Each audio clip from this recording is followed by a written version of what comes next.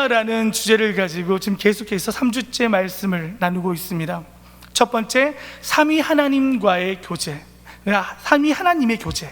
그리고 두 번째 시간은 삼위 하나님과의 교제. 그리고 오늘 세 번째 시간, 성도와의 교제에 대한 주제로 여러분과 말씀을 나누기로 원합니다. 모두들 마스크를 잘 착용하고 계시니까 말씀을 나누기 전에 우리 한번 오늘 주제답게 옆 사람을 한번 축복하면서 인사할까요? 함께라서 감사합니다. 함께라서 행복합니다. 사랑하는 성도 여러분, 올해 1월 20일 국내에 첫 코로나19 확진자가 발생한 지 벌써 7개월이라는 시간이 흘러가고 있습니다. 코로나19는 우리의 삶의 모든 영역에서 평범했던 일상을 파괴하고 심지어는 예배 없는 교회, 교회 없는 예배라는 초유의 상황을 만들었습니다. 물론 온라인으로 예배가 드려지고 비대면 방식으로 어떠한 모임과 집회들이 전환되기는 했지만 온라인에 익숙하지 않은 우리 어르신들은 TV에서 나오는 방송으로 예배를 드려야만 했습니다. 그나마 우리가 살고 있는 구미지역은 현재 정부에서 지정한 사회적 거리두기 선포지역은 아니라서 현장 예배를 드릴 수 있지만 또다시 서울 경기 지역을 중심으로 해서 확진자가 속출하고 있어서 서울, 경기, 인천 지역은 지금 이번 주부터 모든 예배가 비대면 예배로 그렇게 전환되었다라고 합니다. 참으로 안타까운 상황이 아닐 수가 없습니다. 이러한 상황들이 계속해서 반복되다 보니까요, 많은 성도들이 영적인 침체를 경험하고 있습니다. 그러나 여러분 한번 생각해 보시기를 바랍니다. 사실 코로나 이전에도 우리는 영적인 충만함과 침체를 반복하며 그렇게 경험하며 살아왔습니다. 그런데 그때와 지금의 상황, 과연 무엇이 어떻게 다른 것일까요? 이전에는 우리가 어떤 영적인 침체가 왔을 때에 혼자서 하나님 앞에 기도하면서 매달려서 회복하시는 분들도 계시지만 교회라는 공동체 속에서 성도 간의 교제를 통해서 서로의 아픔을 나누고 공감하며 함께 기도함으로 이겨낼 수 있었습니다. 그러나 지금은 성도 간의 교제가 실종된 시대를 살아가고 있습니다. 식탁의 교제가 실종되었습니다. 그리고 모임과 나눔의 교제가 실종되었습니다. 이렇게 교회의 본질적인 것 중에 하나인 코이노니아, 교제의 실종으로 인해 힘들어하는 성도들이 굉장히 많이 늘어나고 있다는 사실입니다. 제가 담당하고 있는 여호수아 청년부도 마찬가지입니다. 예배는 오프라인 또는 온라인으로 드려지고 또 개인의 경건 생활은 큐티 생활이나 아니면 말씀 묵상 그리고 기도 생활을 통해서 어느 정도의 목마름을 해결할 수는 있지만 나눔과 교제에 대해서는 여전히 깊은 목마름을 가지고 있다는 것입니다.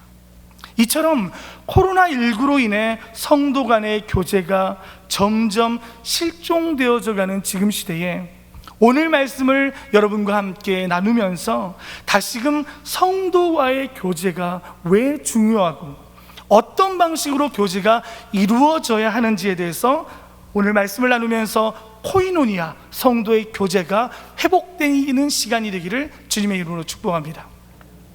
오늘 본문의 말씀은 오순절 성령 강림으로 태동된 예루살렘 초대교회의 특징적인 모습을 간략하게 전하고 있습니다.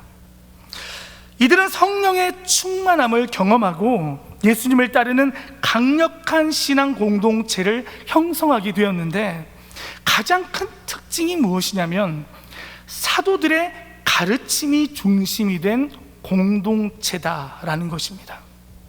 42절의 말씀을 보시면 사도애라고 번역되어져 있는데요, 마치 단수, 그러니까 어느 한 사도의 가르침이라고 생각할 수 있는데요, 헬라어 원어를 한번 살펴보면 아포스톨론이라는 복수형을 사용하고 있는 것을 볼 수가 있습니다. 그러니까 정확한 번역을 해보면 사도들의가 되는 것이죠. 그러니까 뒤에 나오는 가르침을 받다라는 단어로 번역된 디다케라는 단어는 단수형으로 기록된 것을 볼 수가 있는데요, 이것이 의미하는 것이 과연 무엇이냐면, 우리가 오늘 읽은 본문 바로 이전의 상황을 한번 살펴보시면 베드로의 설교를 통해서 세례를 받은 사람이 무려 3,000명이나 되었다라고 성경은 말씀하고 있습니다. 마치 단순하게 베드로 한 사람이 설교를 해서 그 설교를 듣고 회심한 사람이 3,000명이 되었던 것처럼 보일 수도 있겠지만, 이미 37절의 말씀을 보시면 복음을 듣고 마음의 찔림을 받은 사람들이 베드로뿐만 아니라 사도들에게도 물었다라고 성경은 말씀하고 있습니다. 그러니까 베드로가 설교를 한 것은 맞지만 그 수천 명을 가르친 것은 베드로 한 사람이 아니라 12사도 모두였다라는 것을 볼 수가 있습니다. 그런데 제가 왜 이 부분을 구태여 설명을 하냐면요, 그 뒤에 나오는 사도들의 가르침으로 사용되는 디다케라는 단어 때문인 것입니다. 가르침을 전한 사도들은 복수형으로, 그러니까 다수로 기록되어져 있지만 그 사도들의 가르침은 단수형, 단 한 가지 주제였다는 것을 제가 말씀드리고 싶은 것입니다. 쉽게 말해 사도들은 자신들의 생각이나 개인적인 철학을 가르친 것이 아니라 오직 예수 그리스도의 구원과 그의 생애를, 그리고 복음만을 증거했다라는 사실입니다. 이런 사도들의 자세는 초대교회가 순수성을 유지하는 데 굉장한 밑거름이 되었다라는 것입니다. 지금 시대에 수많은 교회들이 교단과 교파가 나뉘어져 있지만 그 가르침의 핵심은 과연 무엇이 되어야 하겠습니까? 복음, 오직 복음이어야 한다는 사실을 말씀하고 있습니다. 실제로 여러분, 오순절 성령 강림 이후에 사도들의 사역 중에 가장 큰 비중을 차지하고 있는 것이 무엇이었냐면 바로 가르치는 사역이었습니다. 가르치는 사람이 있다는 것은 배우는 사람이 있었다는 것이 되겠죠. 이처럼 초대교회의 모습을 보면서 알 수 있는 것은요, 성도의 교제의 핵심은 복음을 가르치고 복음을 배우는 것에서부터 시작되어져야 한다는 것입니다. 여러분, 왜 이 부분이 중요한 것일까요? 복음이 기초되지 않은 교제를 하게 되면 세상의 교제와 다를 것이 없습니다. 성도들이 모여서 그저 음식과 차를 나누면서, 야, 누구 집 신랑은 이런 것도 선물했다더라, 저 집 신랑은 이런 것도 선물했다더라, 이 집 자식은 이렇고 저 집 자식은 저렇다더라, 이런저런 개인적인 사담으로 시작해서 사담으로 끝나버린다면 그것은 온전한 성도의 교제라고 말할 수 없다라는 것이죠. 우리가 흔히 교제라고 말한다면 단순하게 그냥 모여가지고 이런저런 얘기 나누면서 서로 알아가는 것을 교제라고 생각하기가 쉽습니다. 물론 넓은 의미에서 보자면 그것도 교제가 맞죠. 그러나 성도의 교제는 무엇이 다르다? 핵심이 다르다라는 것입니다. 자신의 일상적인 삶을 나누는 것부터 교제가 시작될 수는 있지만 그 나눔과 대화의 핵심은 무엇이 되어야 하느냐? 말씀과 복음을 벗어나서는 안 된다라는 것입니다. 여러분, 복음을 벗어난다는 것은 무엇을 의미하는 것일까요? 예를 들면 이런 것입니다.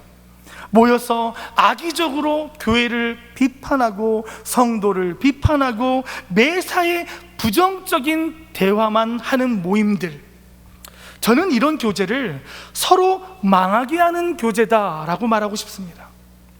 그렇다면 여러분, 복음적인 교제란 과연 무엇이겠습니까? 서로가 정말 주 안에서 영원한 한 가족이라는 사실을 우리가 인식해야 합니다.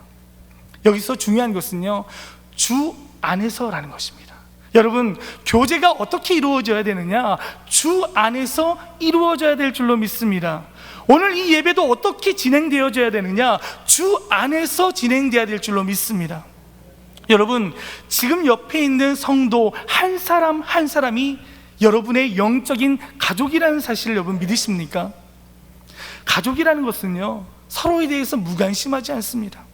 그렇기 때문에 서로 위로하고 간증하고 권면하며 돕는 것이 저는 복음적인 교제라고 생각을 합니다. 이러한 복음적인 교제를 통해서 성도들은 한 마음과 한 뜻으로 결속되어질 수 있다는 것이죠. 그리고 교회에 대한 소속감을 확실하게 가질 수 있게 된다는 것입니다. 뿐만 아니라 그리스도의 사랑을 깊이 알 수 있는 계기가 되고 서로의 신앙의 성장을 도움을 줄 수 있는 그러한 신앙 공동체다라는 것입니다. 여러분, 초대교회 성도들이 그랬습니다. 오늘 본문을 보시면 초대교회 성도들의 교제는 여러분 어땠습니까? 먼저 떡을 떼며 기도하기에 힘썼다라고 성경은 말씀하고 있습니다. 여기서 여러분 떡을 뗀다라는 것은요, 음식을 나눈다라는 의미로 여러분 생각할 수 있겠지만, 여기서 말씀하고 있는 떡을 뗀다라는 것은 성찬을 의미하는 것입니다.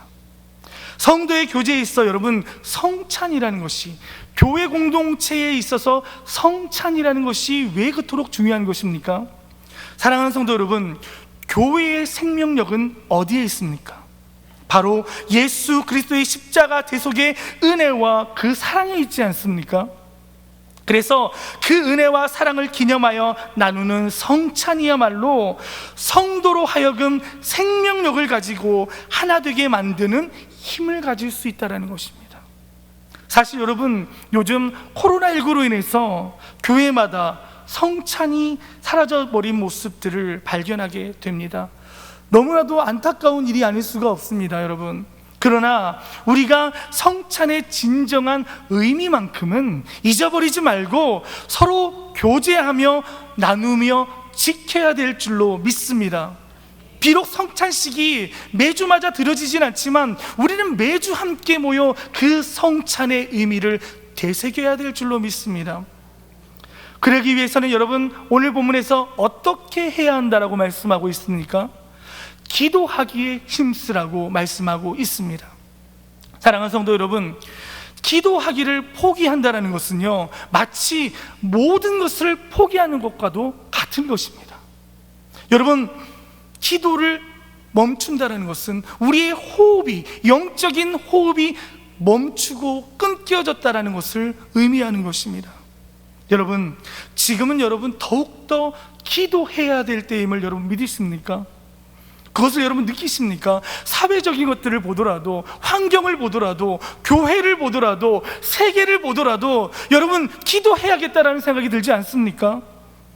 개인적인 신앙을 위해서도 우리가 기도해야 되겠지만 거기에만 머물 것이 아니라 나라와 민족을 위해서, 교회와 성도들을 위해서 우리는 입술을 열어 하나님 앞에 부르짖어 기도해야 될 때임을 여러분 기억해야 될 줄로 믿습니다.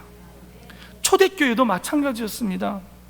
오순절 성령 강림 이후에 복음은 폭발적으로 확산되어서 복음이 증거되는 곳마다 놀라운 기적의 역사가 일어났습니다. 그러나 우리가 너무나도 잘 알고 있듯이 복음이 선포되는 곳에는 사단의 공격도 만만치가 않습니다. 복음이 선포되는 곳에 동반되어지는 것이 무엇입니까? 바로 핍박입니다.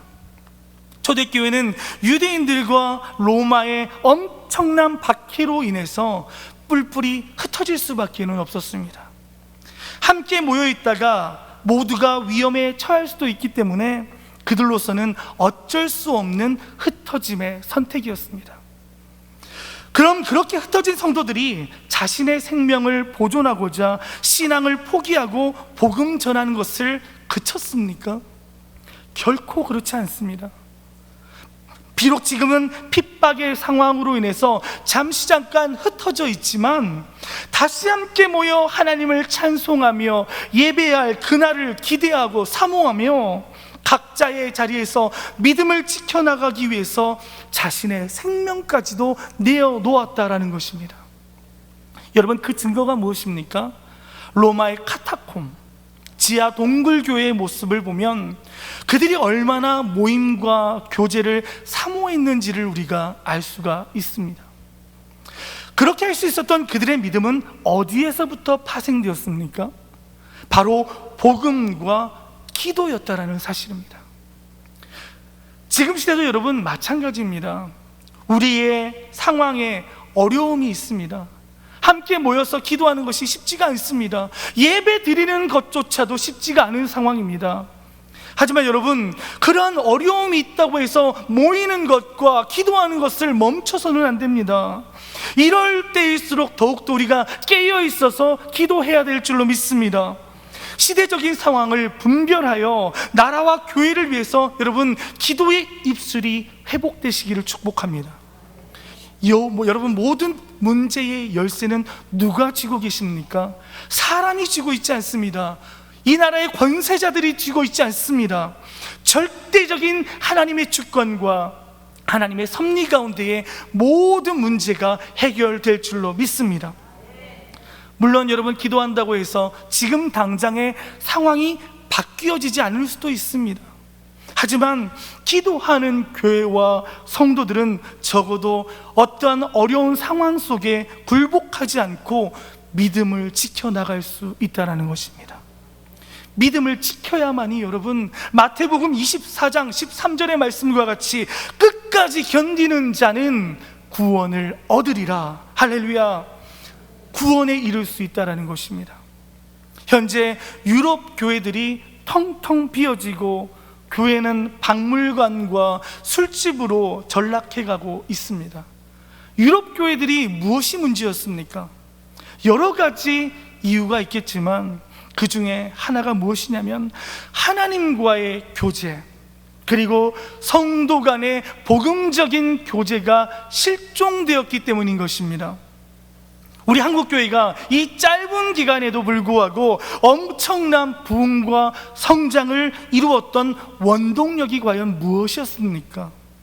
새벽, 낮, 밤 할 것 없이 기도의 부르짖음이 있었고, 그 기도를 통해 하나님과의 친밀한 교제가 있었습니다. 성도들이 함께 모여 기도하는 뜨거운 교제가 있었기 때문에 폭발적인 부흥의 역사가 일어났다는 것입니다. 많은 신학자들이 지금 한국 교회가 엄청난 위기를 맞고 있다고 말하고 있습니다. 포괄적 차별금지법과 같은 반기독교적인 정책으로 인해서 정말 교회가 핍박당하고 있다라고 그렇게 진단하고 계시는 분들도 있습니다. 물론 이러한 문제들도 당장에 커 보이는 심각한 문제일 수도 있습니다.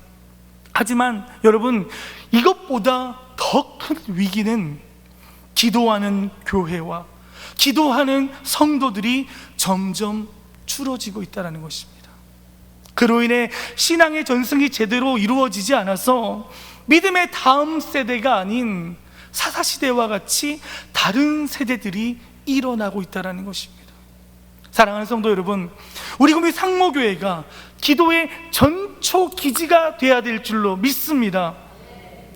여러분, 그리고 이어서 43절의 말씀을 보시면 사람마다 두려워하였다라고 말씀하고 있습니다.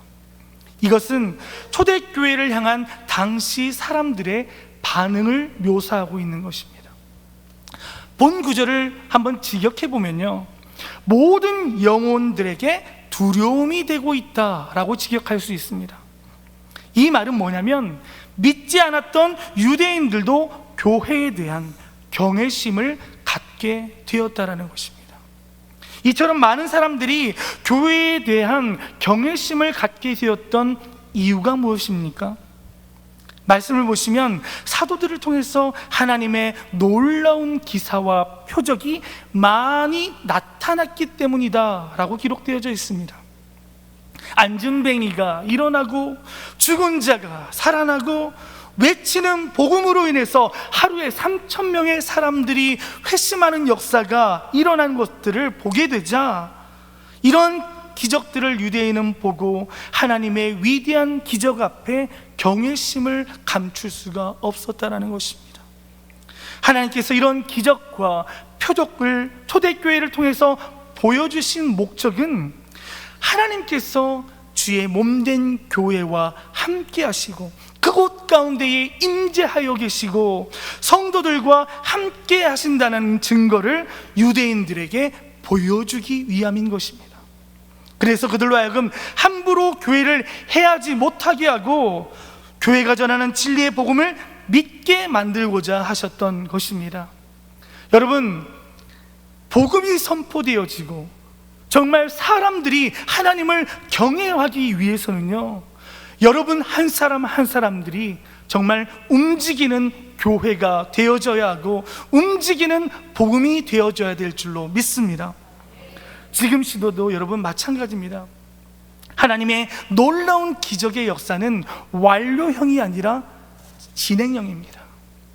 때가 참에 세상 모든 사람들이 여러분 알게 될 것입니다. 무엇을요? 하나님의 살아계심과 위대하심과 전능하심을 깨닫게 될 것입니다. 물이 바다를 덮음같이 여호와의 영광을 인정하는 그때가 반드시 도래할 줄로 믿습니다. 누구를 통해서 이런 것들이 드러나 보여지겠습니까? 바로 여러분, 복음으로 무장하고 기도하는 여러분들을 통해서, 그리고 교회를 통하여 나타내 보여진다라는 것입니다. 그렇기 때문에 하나님께서 허락하신 이 언약 공동체 안에서 서로 교제하며 교회를 지켜야 할 사명감을 여러분들은 가지고 있다는 것입니다. 이렇게 교회 공동체를 지키기 위해 초대교회 성도들은 어떻게 했습니까? 44절부터 47절의 말씀을 보시면 초대교회 성도들의 생활에 관한 증언의 말씀을 나타내 보이고 있습니다. 먼저 44절의 전반부를 보시면 믿는 사람들이 다 함께 있어 라고 기록되어져 있습니다. 여기서 있어라고 번역된 말은 아직 다 끝나지 않은 미완료 과거형을 나타내 보이고 있습니다. 성도들이 늘 함께 연합되어 모여 있다라는 것을, 모이고 있다라는 것을 나타내 보이고 있습니다. 요즘 썬데이 크리스찬들이 많아지고 있는데요, 초대교회 성도들은 주일만 모였던 것이 아닙니다. 46절의 말씀과 같이 날마다 마음을 같이하여 성전에 모이기를 힘썼다라는 것입니다. 그렇게 그들은 날마다 함께 모여 기도하고 예배하며 하나님을 찬송하고 찬미하는 것을 멈추지 않았고, 서로 힘을 모아 주의 선한 일을 도모하기에 힘썼다라는 것입니다. 그 결과 초대교회는 어떻게 되었습니까? 폭발적인 복음을 통해서, 그들의 모임과 교제를 통해서 부흥의 역사와 나타나심, 하나님의 일하심이 그 교회를 통해서 나타내 보였다라는 것입니다. 사랑하는 성도 여러분, 초대교회 성도들은 대부분 가난하고 비천한 계층에 있던 사람들이 대부분이었습니다. 그렇기 때문에 재정도 빈약했고 정치적인 배경도 없었습니다. 또한 교회를 해하려는 세력들이 사방에 깔려 있었습니다. 위험천만했다는 것이죠. 이러한 열악한 상황 속에서도 초대교회가 성장할 수 있었던 이유는요, 바로 목회자와 성도, 그리고 성도와 성도 간의 그 교제와 사랑이 주 안에서 굳게 연합을 이루었기 때문에 가능했던 것입니다. 오늘 본문을 보시면 그들은 연합을 위해서 자신의 전 재산을 교회에 기부하고 그것을 모든 성도들이 동등하게 나누어 가짐으로 모두가 균등한 생활을 이어갔습니다. 그런데 어떤 사람은 이런 초대교회의 모습을 보면서 공동생산과 공동분배를 모토로 하는 공산주의 사상과 비교하시는 분들이 있습니다. 그러나 여러분, 공산주의와 비교할 것이 못 됩니다. 공산주의는 부한 자들에게 강제적으로 재산을 몰수해서 가난한 계층에게 혜택을 주려는 동기를 가지고 있습니다. 하지만 실제로는요, 공산당 간부들과 어떤 지도계층만이 부와 명예를 누리고 서민들은 여전히 가난하고 궁핍한 생활을 이어가고 있다는 것이죠. 그러나 초대교회 성도들은 주님의 뜨거운 사랑을 깨달아서 스스로 자신의 재산을 들여 가난한 자들에게 나누었다라는 것입니다. 자발적인 구제였다라는 것이죠. 물론 초대교회 성도들이 이렇게 자신의 전 재산을 교회에 헌납한 것은 곧 주님이 재림하실 것이라는 의식을 가지고 있었기 때문도 있습니다.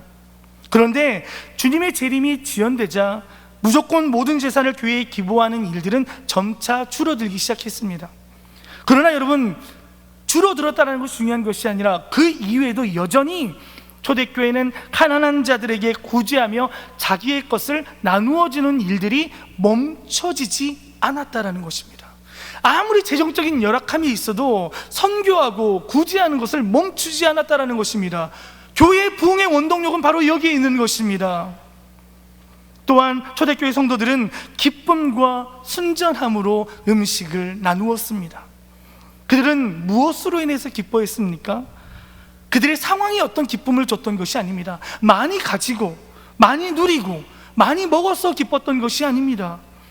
장차 그리스도로 인해서 들어갈 천국에 대한 소망 때문에 그들은 기뻐할 수 있었다는 것입니다. 이 땅에서의 삶이 전부가 아닌 천국에 대한 소망의 기쁨을 누리다 보니까 서로를 거짓 없이 대하게 되고 사랑하게 되는 순전한 마음까지 더해졌다라는 것입니다. 세상의 거짓과 더러운 욕심과 정욕에 물들지 않고 일편단심 정직한 믿음으로 하나님을 섬기고 이웃에 대해서는 깨끗한 신앙 양심을 가지고 살았다라는 것입니다. 이러한 기쁨과 순전한 마음을 가질 수 있었던 큰 이유가 무엇이라고 오늘 본문은 증거하고 있습니까? 성도의 복음적인 교제에서부터 파생되었다라는 것입니다. 이런 성도의 복음적인 교회가 살아있는 교회는 하나님을 찬미하는 그 찬송의 소리가 끊겨지지 않는다라는 것입니다. 그리고 그 찬송과 구제와 선한 사역을 통해서 온 백성으로 하여금 칭송을 받았다라고 성경은 말씀하고 있습니다. 요즘 시대에도 세상 사람들로 하여금 칭찬을 받는 교회가 있고 지탄을 받는 교회가 있습니다. 그렇다면 초대교회는 왜 온 백성들로 하여금 칭송을 받게 되었습니까? 그들은 단순하게 자기들끼리만, 성도들끼리만 교제하고 구제하는 그들만의 리그에서 멈추지 않았습니다. 그러한 그들만의 리그가 아닌 주변의 불우한 이웃을 구제하는 일에도 온 힘을 쏟았다라는 것입니다. 성도들이 교회에 드린 헌금으로 당시 로마 식민지 아래에 있던 헐벗고 굶주린 이웃들을 구제해주는 선하고 아름다운 사업에 힘을 썼다라는 것입니다. 원하옵기는 우리 구미 상모교회도 이러한 선한 사업에 정말 열심을 품었으면 좋겠습니다. 그러할 때 하나님께서 채워주시는 놀라운 역사가 우리 교회를 통해서 나타나게 될 줄로 믿습니다. 재정이 채워질 줄로 믿습니다. 여기 빈자리가 가득 채워지는 역사가 임할 줄로 믿습니다. 찬송의 소리가 끊겨지지 않을 줄로 믿습니다. 이러한 아름다운 성도의 교제와 그리스도의 사랑에 대한 실천이 있었기 때문에 핍박 속에서도 날마다 구원받는 사람의 숫자가 늘어났다라는 사실입니다. 사랑하는 성도 여러분, 우리는 오늘 이 저녁 초대교회라는 모델을 통해서 성도의 교제를 살펴보고 있습니다. 우리가 추구해야 할 성도의 교제를 7가지로 오늘 본문에서 한번 살펴보면, 우리 화면 보시고 다 같이 한번 읽어보시겠습니다. 한번 다 같이 읽어보겠습니다. 첫째, 사도의 가르침 곧 복음이 핵심이 되는 교제. 둘째, 그리스도의 은혜를 기념하는 성찬의 은혜가 있는 교제. 셋째, 모여서 기도하기에 힘쓰는 교제. 넷째, 하나님의 살아계심을 나타내는 간증이 넘치는 교제. 다섯째, 서로를 돌보며 위로하고 구제하는 교제. 여섯째, 마음을 같이하여 교회 중심으로 모이기에 힘쓰는 교제. 일곱째, 기쁨과 순전한 마음이 넘치는 교제. 아멘. 이런 모습이 초대교회의 교제의 모습입니다. 그런데 여러분은 어떻습니까? 지금 시대는 성찬식을 하기도 쉽지가 않습니다. 모여서 기도하는 것도, 서로의 삶을 나누면서 교제하는 것도 쉽지가 않습니다. 교회 중심으로 모이는 것도 수많은 제재가 가해지고 소그룹 모임 같은 것도 제재하고 있지 않습니까? 이러한 시대 가운데에 성도의 교제는 점점 위축되어져 가고 있습니다. 그렇다면 여러분, 앞으로 성도들은 어떤 방식으로 교제를 이어나가야 할까요?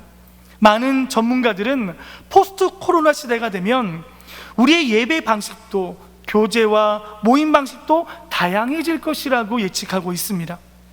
유튜브 방송, 온라인 소통, 온라인 교육, 화상대화 등등 지금도 여러 가지 소통 방식으로 사용되어져 가고 있고 더욱 새로운 소통 방식이 생겨나게 될 것입니다. 그런 상황 가운데 우리는 선택을 해야만 하겠죠. 그리고 그런 방식에 대해서 여러 가지 논쟁이 생길 수도 있을 것입니다.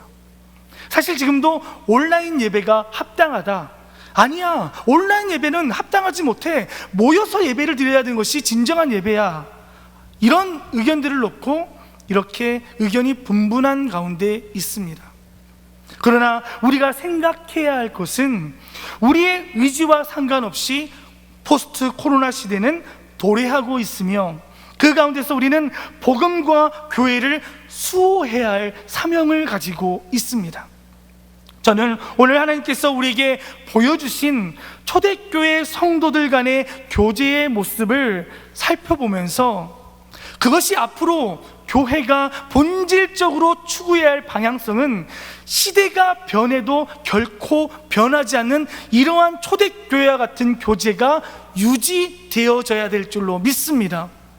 물론 시대적인 상황에 따른 수용은 어느 정도 필요하겠지만 그 변화된 수용이 과연 복음과 성도들에게 과연 어떤 영향을 미치는지 명확한 기준을 가지고 우리가 분별해야 될 줄로 믿습니다. 말씀을 맺도록 하겠습니다. 사랑하는 성도 여러분, 우리 또한 이러한 변화의 기점에 서 있습니다. 교회라는 공동체는 단순하게 예배만 드리는 공간적인 공동체가 아닌 성도의 교제가 살아 움직이는 공동체가 될 때에 비로소 하나님의 놀라우신 역사하심이 교회와 성도를 통해서 나타내고 드러내 보여진다는 것입니다. 코로나19로 인해서 지금 표면적으로 교제가 무너져 있는 것처럼 보이지만 초대교회는 유대인과 로마의 거센 핍박에도 다시금 일어나서 부흥을 맞이했다는 것입니다.